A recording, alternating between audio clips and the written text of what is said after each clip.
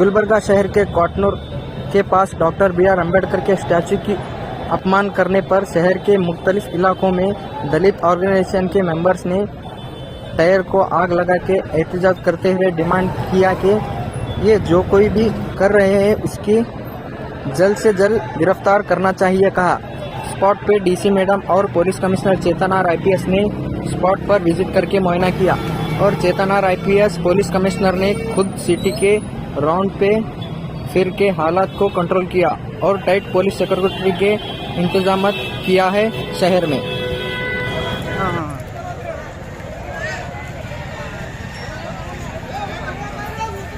मैं आपको 2 मिनट लगाता हूँ यहाँ स्ट्राइक में जगत पे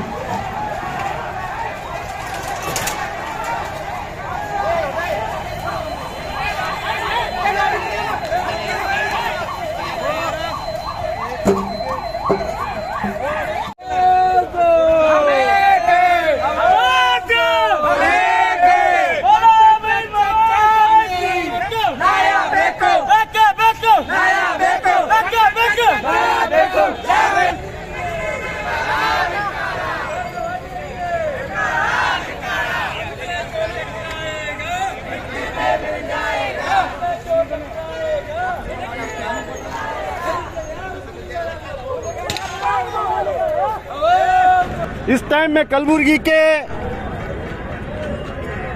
कॉटनूर मटा के पास जो बाबा साहब का स्टैचू को जो चप्पल के हार डाले हैं, ऐसे लोगों को बाबा साहब अम्बेडकर इस देश की संविधान लिखा है, हमारे बाबा साहब का अपमान किया है। इस चौरस्ते पे गुलबर्गा में जो मैं बोल रहा हूँ, इस देश में कोई है एक जो हीरो है वही बाबा साहब अम्बेडकर है। बाबा साहब ने तुम्हारे को क्या बिगड़ा था? कहाँ पे वो सर एक कॉटनूर मठ का जो बाबा साहब का स्टैचू है, उस स्टैचू पे जो हार डाले हैं, उन लोगों को अरेस्ट करना, उन लोगों को फांसी पे चढ़ाना, ये जो हमारे दलित लोगों को कोई छेड़ेगा, हम SC ST OBC माइनॉरिटी लोग एक है। जब तक उनको अरेस्ट नहीं करेंगे हमारा दंगा चले रहेगा, चलते रहेगा। जब तक हमको न्याय मिलेगा हम लोग यहाँ से नहीं हटेंगे।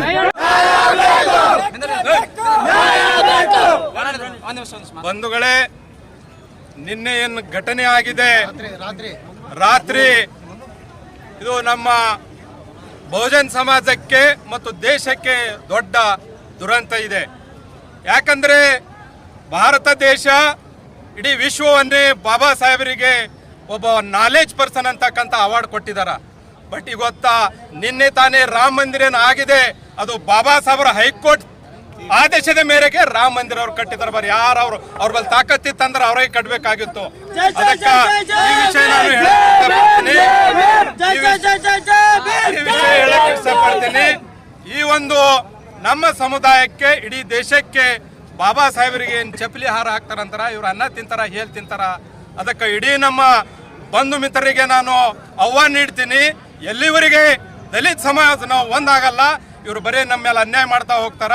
ಅದಕ್ಕೆ ನಾವು ಇವತ್ತೇನಿದೆ ಸರ್ದಾರ್ ವಲ್ಲಭಾಯಿ ಸರ್ಕಲ್ ಹತ್ತಿರ ಏನು ಕಿಡಿಗೇಡಿಗಳು ಬಾಬಾ ಸಾಹೇಬರಿಗೆ ಚಪ್ಪಲಿ ಹಾರ ಹಾಕಿದಾರ, ಅವನಿಗೆ ಬಂಧಿಸುವವರೆಗೆ ನಾವು ಇಲ್ಲಿಂದ ಕದಲೋದಿಲ್ಲ ಅಂತಕ್ಕಂಥ ನಾನು ಇಡೀ ಈ ಗುಲ್ಬರ್ಗಾ ನಗರದ ಪೊಲೀಸ್ ಇಲಾಖೆ ಆಗಲಿ, ಸರ್ಕಾರಿ ನೌಕರಸ್ಥರಾಗಲಿ, ಅವರೆಲ್ಲರೂ ಅವನಿಗೆ ಆದಷ್ಟು ಬೇಗನೆ ಹಿಡಿಬೇಕು ಅಂತಕ್ಕಂಥ ನಮ್ಮ ಆಗ್ರಹ ಇದೆ.